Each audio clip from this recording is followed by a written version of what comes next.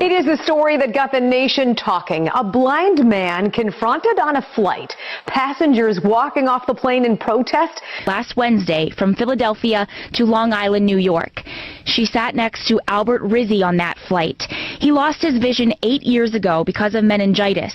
The flight attendant asked Rizzi to stow his guide dog Doxy under the seat, but where he was sitting in the back row, he didn't have a seat in front of him. So I said, well, the dog can come under my seat. Mary says the dog only came out to put his head between Albert's feet, never roaming the aisles.